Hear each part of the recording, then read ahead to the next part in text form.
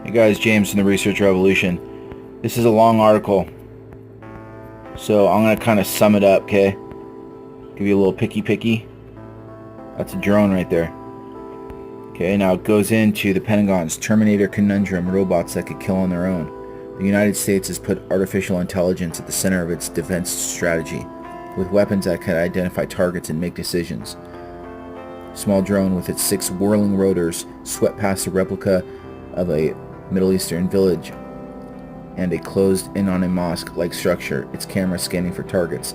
By the way, later in the article it'll say that this drone, this smart drone, mistook that minaret on the top of a mosque for a guy holding a weapon. So, yeah, really smart drones they got going on. No humans were remotely piloting the drone, which was nothing more than a machine that could be bought on Amazon, but armed with advanced artificial intelligence software. It had been transformed into a robot that could identify the half-dozen men carrying replica AK-47s around the village and pretending to be insurgents. The drone, so basically they're pretending to be insurgents, so it's not that smart. And a purple rectangle flickered around them, and it was being relayed to the engineers monitoring the test. The drone had locked in on a man obscured in the shadows, a displaying of a hunting prowess that offered an eerie preview of how Pentagon plans to transform warfare. This is the most scariest thing I've ever heard in my life. They're going to unleash these on basically pockets of resistance in the United States, and this is what we're going to be up against, just to let you know. 100%. Almost unnoticed outside defense circles, the Pentagon has put artificial intelligence at the center of its strategy to maintain the United States' position as the world's dominant military power. It is spending billions of dollars to develop what it calls autonomous and semi-autonomous weapons, and to build an arsenal stocked with the kind of weaponry that until now had existed only in Hollywood movies and science fiction, raising alarm among scientists and activists concerned by the implications of a robot arms race. The Defense Department is designing robotic fighter jets that would fly into combat alongside manned aircraft. It has tested missiles that can decide what to attack, and it has built ships that can hunt for enemy submarines, stalking those it finds over thousands of miles without any help from humans. It's terrifying. Stanley Kubrick, Dr. Strangelove, blah blah blah. Defense officials say the weapons are needed for United States to maintain its military edge over China, Russia, and other rivals who are also pouring money into similar research. And so are our allies such as Britain and Israel. The Pentagon's latest budget outlined $18 billion to be spent over 3 years on technologies that included those needed for autonomous weapons. China and Russia are developing battle networks that are as good as our own. They can see as far as ours can see. They can throw guided munitions as far as we can, said Robert O'Rourke, the Deputy Defense Director Secretary, who has been driving force of the development of autonomous weapons.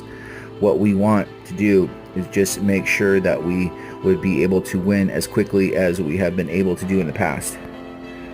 Give me a break, dude. Just as the Industrial Revolution spurred the creation, blah, blah, blah. I mean, can you know what I'm saying? Just like the Industrial Revolution. Sorry. Blah, blah. The new weapons would offer speed, precision unmatched by any human while reducing the number and cost of soldiers and pilots exposed to potential death and dismemberment in battle. The challenge for the Pentagon is to ensure that weapons are reliable partners for humans and not potential threats to them. Oh, they're potential threats, all right. Who's at the heart of this? DARPA. At the core of the strategic shift envisioned by the Pentagon is a concept that officials call centaur warfighting. Named for the half-man, half-horse in Greek mythology, the strategy emphasizes human control and autonomous weapons as a way to augment and magnify the creativity and problem-solving skills of a soldier, pilot, and sailors, not replace them. The weapons in the Pentagon's vision would be less like a Terminator and more like the comic book superhero Iron Man. Remember in Iron Man how when they switch over to drones and it goes crazy and starts killing everything? I mean, that's basically what they're saying. Oh no, it's more like Iron Man.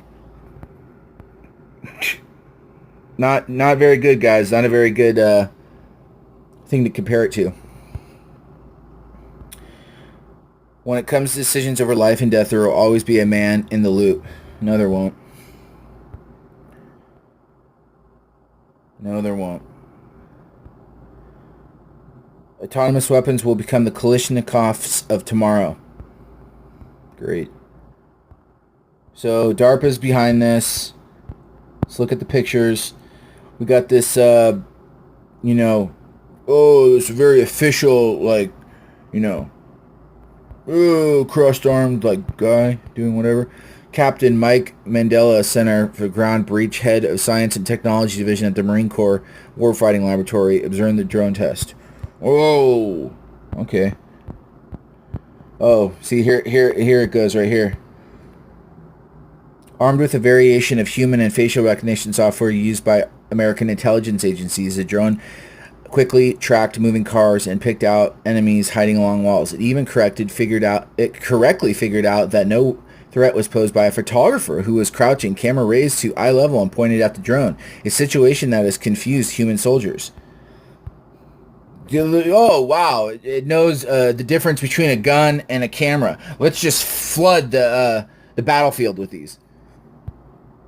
Who's at the heart of this? DARPA. Who's at the heart of the chip, the mark, the oh, it's so cool to take this pill and then have a mark, you know? Like, you're a rebel. Like, you're a rebel if you get the mark. Give me a break. Yet, the behavioral technology, if successfully developed, is unlikely to remain solely in American hands.